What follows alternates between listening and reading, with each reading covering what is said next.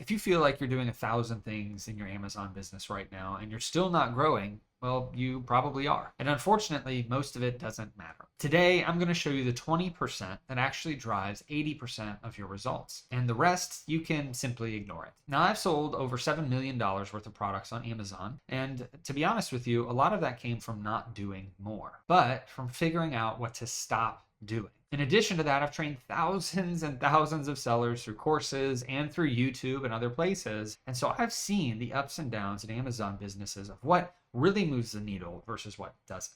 Now, this video is going to be a breakdown of the few things that matter most, specifically 5 things you should stop doing and 5 things you should be much more focused on doing so you can move the needle, move forward with confidence, and seeing your business grow month after month. First is obsessing over seller feedback every day. Now, while it may be helpful, it is not mission critical. It does nothing to drive forward your revenue. Yes, you need to be aware of it. Yes, you should check it from time to time, but checking it every day and trying to make sure that you're only getting the best of the best feedback is not the thing that you should be worried about. I see a lot of sellers that spend way too much time thinking through, how do I get more feedback? How do I get more positive feedback? When really they shouldn't be paying for those software tools that help them get feedback. They should be focused on other things that actually move revenue forward. Now, I do understand that the feedback on your Amazon seller account is very important, especially if you're getting quality feedback and not negative feedback. For most sellers that are good sellers that do things the right way, the majority of the time you're not going to get a bunch of negative feedback, and also the majority of the time Amazon will remove anything that deals with their shipping and distribution, because a lot of times my negative feedback has only ever really come from, hey, this arrived late, or this price was way too high, and those typically get removed very quickly. So don't be focused a bunch of time on how do you get more feedback. Focus on selling more products, okay? And we'll get to the 5 things to focus on that actually move the needle forward in just a minute. Now, the second thing to remove from your day-to-day activities is scanning hundreds of clearance products every day to try to find the next best quick flip. The reason that this is a problem is because you can't build a foundation to come back to. You can't repurchase those products. If you bought them on clearance, then they're clearanced out. You're never going to find them again, at least not at that store. And if you do find them again, they're also going to be another short-term thing. So it's best to focus on a replens strategy, one that has a foundation, one where you can find products that then you can replenish and sell over and over again. And so that's what you should be most focused on. If you're someone that's just doing clearance shopping or you're just going and looking for the next best deal, it can be fun from time to time, but you're never going to hit a full-blown business that has some foundation that you can rely on. If you don't, avoid doing that and move towards replens or more full price focused activities. Now, the replen strategy is what I've taught on this channel for years, so be sure to check out all my videos. I've got a 14-hour free training video on this channel that you can check out after you're done with this one. Now, the third thing to avoid is constantly checking Seller Central like it's your heartbeat. It's going to be mostly noise. You need more snapshots and not surveillance in this case. You need to make sure that you're checking it for account health issues, maybe every day, but not constantly checking it. And also not constantly checking every sale that comes through. While that's fun at first, it can also be a waste of time and distract you from the things you should be most focused on to actually grow your business. The fourth thing to stop doing, which I haven't seen sellers do as much lately, but it has still been a pain point for me in training sellers over the years. The fourth thing to stop doing is tweaking listings to try to optimize them that you didn't create and that other sellers are able to sell on. For years, I've had people asking me through the Replen strategy of, if I just make these images better, or if I make the bullet points better, it'll start selling more. And while I understand that thought process, what you're doing is you're speeding up the listing, you're making it better, so that then more sellers will jump on it, and you have no control over that. If you're going to spend time fixing a listing, you might as well just make your own listing and do private label or do branded wholesale exclusives or something else. But if you're going to be fixing a listing, don't be doing it on arbitrage products. Instead, focus on finding more arbitrage opportunities that you can buy and send in and put onto the existing listing. Now, if there's actually an issue with the listing that needs to be fixed, maybe it's misbranded or something's wrong, then yes, you can try to open a support case. But I typically recommend just avoiding those listings. If you find ones that have issues on them that really shouldn't be on there, just avoid selling on those listings and don't waste your time trying to fix them. And the fifth big mistake is buying new tools without first mastering the ones that you're already paying for. I have this rule in my business that I also teach in my Business Building Legends community. It's pretty simple, I feel, that if you're not making more money using a tool than what you're spending on it, then stop using it. Now, the problem is a lot of new sellers are looking for the next easy button, the thing that they can just turn on and it's going to make everything magically better. The problem, though, is that whenever you keep trying new software tools and you keep adding up those monthly costs, you may be spending hundreds of dollars per month on tools when you're only using 20% of them that actually do anything for your business. So if you're somebody that likes software, test them out, try the free trials, but make sure that you're not allowing those tools to continue to bill you if you're not actually making more by using them than what you actually pay on them. So for me, it comes down to key tools that I use. It's KeepUp. It's a profit calculator like Ace and Zen or RevSeller. It's a repricer. I use Aura specifically. It's having sourcing tools as well that can allow me to find more products. It's having a leads management tool like Replen Dashboard to manage all of my leads so that I can find great opportunities consistently. But other than that, I don't have much else. I guess I do also have a prep and ship software. I utilize Inventory Lab or Seller 365, but that's mainly for my prep center who uses Inventory Lab in some of their shipment creation. Now I have two different prep centers, but that one uses Inventory Lab, so I pay for that. But those are my most essential tools. You don't need to get everything under the sun. You need to get the right ones that you're actually using. The reason I have so many tools is because I have a bigger business that's outsourced and I need these tools. These aren't wasteful spending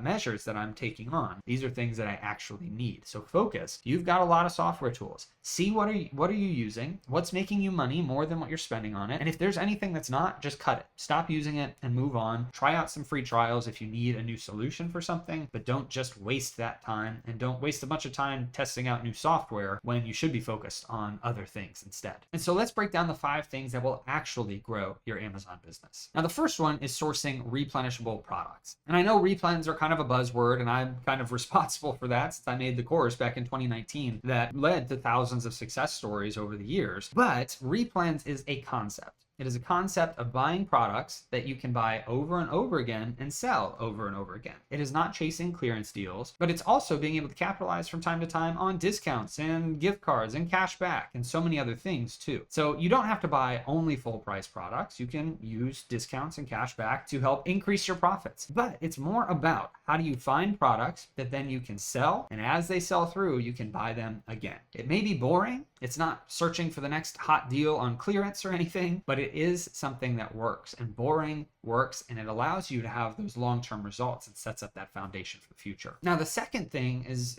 kind of piggybacking on Replens, which is building a repeatable sourcing system. Now, I actually trained this inside my Evergreen sourcing system with over 60 standard operating procedures for how to source and to capitalize on leads. And you can check that out at askjimmysmith.com/evergreen. We do these live trainings once every few months, and so you can see if the next one is open. But the Evergreen sourcing system and building your own sourcing system allows you to have confidence in being able to move forward in your business. If you are building out standard operating procedures or you're getting systems from someone somewhere that allow you to have consistency in how you source and a predictability to how you source, where you're bringing in leads, you're storing those leads into a tool like Replen Dashboard, and those leads are being managed by that software to let you know when the next best buying opportunity is for those products, then you are building a system, one that grows over time. It's kind of like a snowball that you're, putting together. You've got a small snowball and you keep adding snow to it, it gets bigger and bigger. That is what you're trying to do with a repeatable sourcing system. So if you're focused on having systems for sourcing, you store leads into a lead database using Replen Dashboard or another tool, and then you're able to continue adding leads into that while purchasing the best products that come from it, that is going to set you way further apart. All of the biggest sellers out there have some sort of leads storage database that they've built through the years, and it all started with one lead. And so this third item is sending inventory in consistently. Amazon rewards activity, and so you need to be sending in items every single week. If you have products sitting for 3 weeks, you're really slowing down your momentum. I would rather see somebody send in a few shipments a week that are 100 items than to try to wait 2 weeks to get 500 items into Amazon's warehouse. And that's just because of consistency. The more shipments you have have going out, the more that are getting checked in, the more you're going to have sales consistently coming through, and it helps your cash flow. If you have products sitting for 2 weeks, that's extending your cash flow for an extra 2 weeks that it should have been already sent into Amazon. So focusing on getting shipments sent is the next key. So if you've got a sourcing system and you're buying products, you're building your leads, you're getting products sent to your home or to your prep center, and you're sending out products consistently, that is 2 of the most important steps that you can absolutely do to grow your business on Amazon. Now, the 4th thing is actually tracking cash flow and your account health. This is something that can't be ignored. It is an important thing. It does slow you down for those first 2 items of sourcing and sending in products, which are really the most impactful things for your sales. But you still need to be able to manage the cash flow and make sure that your account is healthy and you're doing the right things to be proactive in keeping your account healthy. And most sellers don't have a sourcing problem. They may actually have a math problem. You're going to need to know your return on investment. You're going to need to know your profit margins, your expenses. You need to know how much inventory is sitting on Amazon's shelves and how much sales that you have to look forward to in the future if you have a traditional sell-through rate. These are all big topics that take a while to fully understand and digest. I cover them in the Business Building Legends community that I run, but it's hours of training on how do you manage cash flow. But the most important things to know is that first, whenever you're buying inventory, that inventory sits on your balance sheet. It is not an expense until it sells. And so if you have $10,000 of inventory at Amazon, it's not a $10,000 expense that comes off your profit margin. It is $10,000 of future sellable inventory that hopefully should sell if you bought the right stuff at a certain rate. Now, many times I see that inventory sells around 2.5 times whatever you bought it for. Depending on the seller, it could be 2, could be 4 times. But for me, it's 2.5. So if I've got 10,000 in inventory, I should expect around $25,000 in sales to come from that. And with typical profit margins and everything, that comes back to a good return. Now, for most sellers though, they don't really realize it. They may start taking out credit cards and putting inventory purchases on the credit cards, expecting things to sell right away. But there's delays in payouts and all these other things. So making sure that you're focused on your cash flow. How do you manage the inflows that you get from Amazon, the money that you get dispersed back to you versus the outflows of what you are sending to Amazon and the expenses you have, the inventory costs, the overhead, etc. All of those things should be double checked. Now, I do have a free training video on this channel on the profit first method of bookkeeping. I recommend checking that out after you're done with this video, but that's going to help you set up a system for bookkeeping a little bit and give you a good framework for how to manage some of the money. It's not perfect, but it is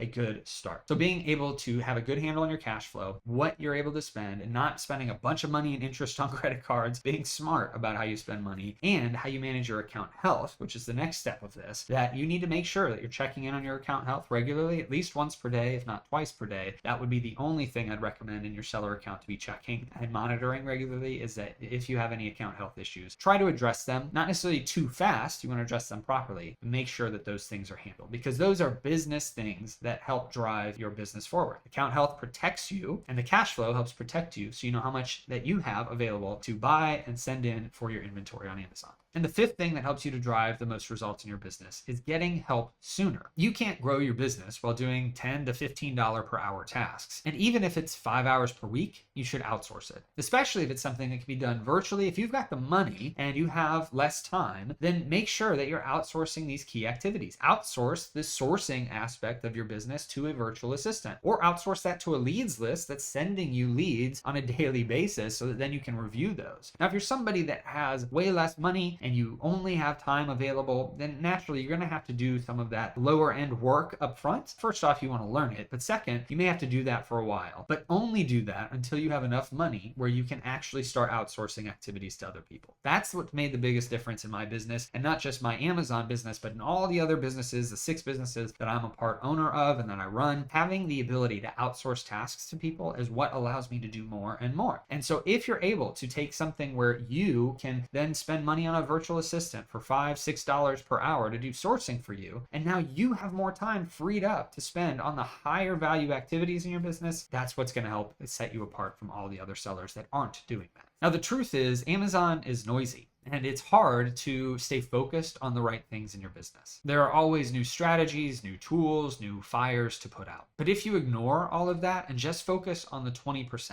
the real needle movers that are getting you 80% of the results, the sourcing, the shipping, the cash flow and account health, as well as getting help in your business, you can actually build a business that gives you back your time, your freedom, and your peace of mind. More stuff is never the answer. clarity is. Focus on what actually works and let the rest go. Now, if you're a seller doing over $5,000 per month and you want help building that 20%, then check out my Business Building Legends community at askjimmysmith.com/legends. Full disclosure, it is a sales page and you do have to apply to join. We have hundreds of sellers in there that are seeking to grow in multiple streams of income, utilizing systems and focusing on those 20%. Check it out at the link below and in the description. I hope this video helped you and blessed you. If you have any questions or comments, leave them down below. I'll make sure to read and respond to as many as I possibly can. And I hope you have a great rest of your day and a blessed rest of your week.